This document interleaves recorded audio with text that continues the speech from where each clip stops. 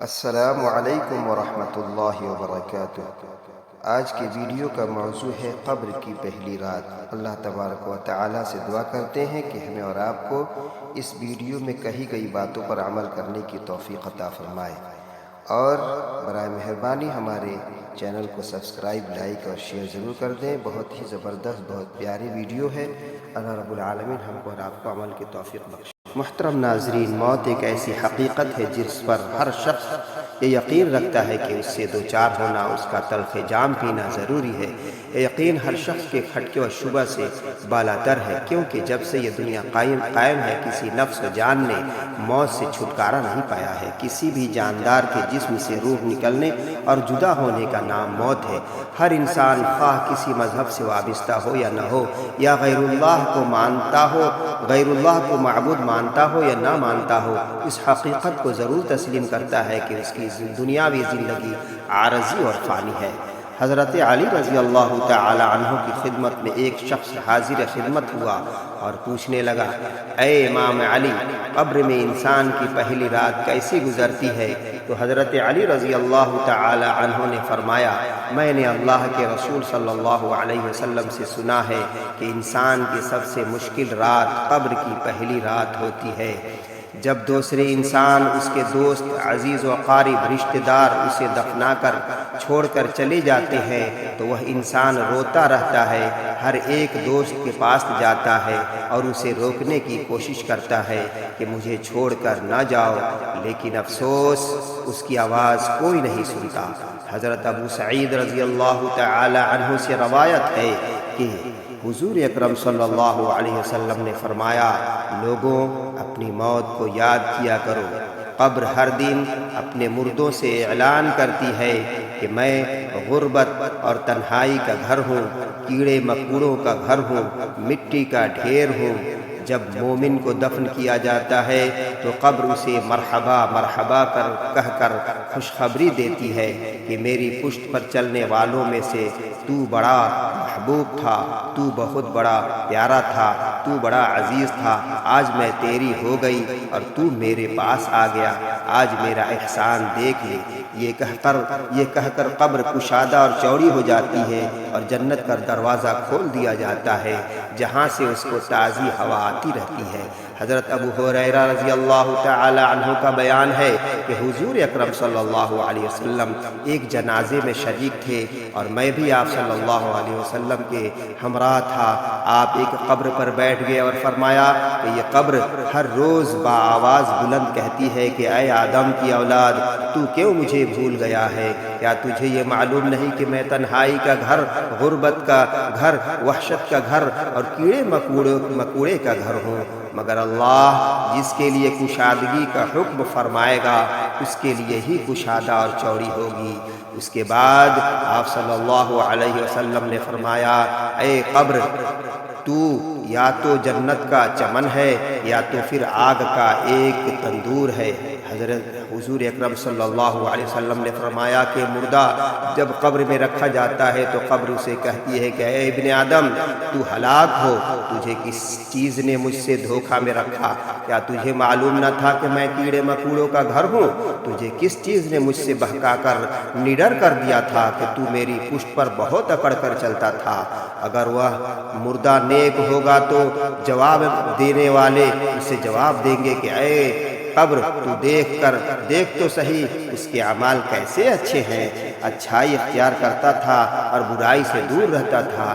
یہ سن کر قبر کہتی ہے کہ بے شک یہ نیک تھا، اب میں اس کے لیے سرسبز اور ہریالی ہو جاتی ہوں۔ مردے کا جسم اس وقت منور ہو جاتا ہے اور اس کی روح اللہ تعالیٰ کی طرف پہنچا دی جاتی ہے۔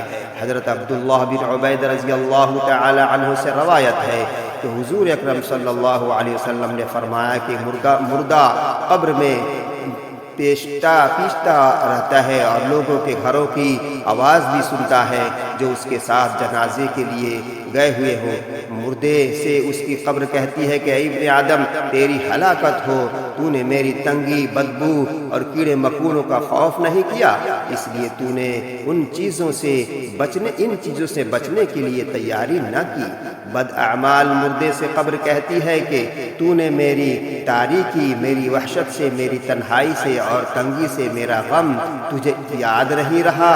اس کے بعد قبر اس کو جکڑ لیتی ہے اور فرشتے اس کو ہتھوڑوں سے ایسے مارتے ہیں کہ اس کی پسلیاں ادھر کی ادھر ہو جاتی ہیں۔ پھر دوزخ کی کھڑکی اس پر کھول دی جاتی ہے اور وہ مردہ حشر تک، قیامت تک اس عذاب میں مبتلا رہتا ہے۔ مرنے کے بعد ہر مردے کو صبح و شام اس کا ٹھکانہ دکھایا جاتا ہے۔ فرشتے جنتی کو جنت دکھا کر خوشخبری دیتے ہیں اور دوزخی کو دوزخ دکھا کر اس کی حسرت اڑاتے ہیں۔ حضرت قتادہ رضی اللہ تعالی عنہ فرماتے ہیں کہ عذاب قبر کے 3 حصے ہیں۔ ایک تنہائی، 1/3 عذاب پیشاب سے نہ بچنے کے سبب سے ہوتا ہے اور 1/3 غیبت، چغل خوری کے سبب، اور 1/3 چغل خوری کے سبب ہوتا ہے۔ حضرت ابن عمر رضی اللہ تعالی عنہ سے روایت ہے کہ رسول اللہ صلی اللہ علیہ وسلم نے ارشاد فرمایا، جب انسان کا انتقال ہو جاتا ہے تو اس پر صبح و شام اس کا ٹھکانہ پیش کیا جاتا ہے، دکھایا جاتا ہے۔ اگر وہ اہل جنت میں سے ہے تو جنت والوں کا مقام، اور اگر اہل جہنم میں سے ہے تو جہنم والوں کا مقام اس کو دکھایا جاتا ہے۔ پھر کہا جاتا ہے کہ یہ تیرا ٹھکانہ ہے، یہاں تک کہ اللہ تجھ کو قیامت کے دن اٹھائے گا۔ اسی طرح حضرت عائشہ رضی اللہ تعالی عنہا سے روایت ہے کہ ایک یہودی عورت ان کے پاس آئی اور اس نے عذاب قبر کا ذکر کرتے ہوئے حضرت عائشہ رضی اللہ تعالی عنہا کو دعا دی کہ اے اللہ تعالی آپ کو عذاب قبر سے بچائے۔ حضرت عائشہ رضی اللہ تعالی عنہا نے رسول اللہ صلی اللہ علیہ وسلم سے اس بابت سوال کیا کہ کیا یہ واقعی عذاب قبر ہوتا ہے؟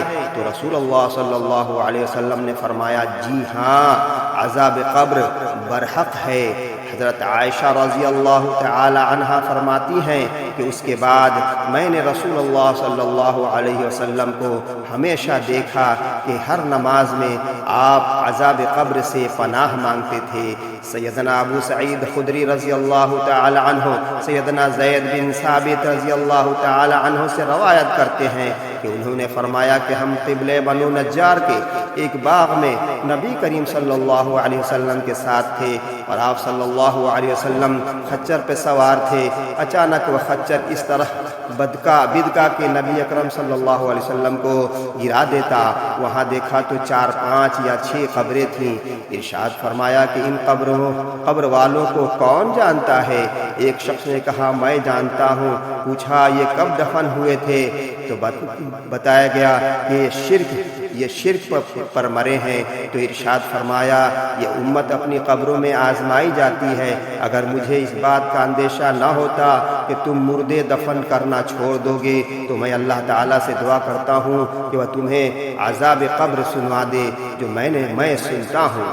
سیدنا زید رضی اللہ تعالیٰ عنہ نے کہا پھر نبی صلی اللہ علیہ وسلم ہماری طرف متوجہ ہوئے اور فرمایا تم آگ کے عذاب سے اللہ کی پناہ مانگو۔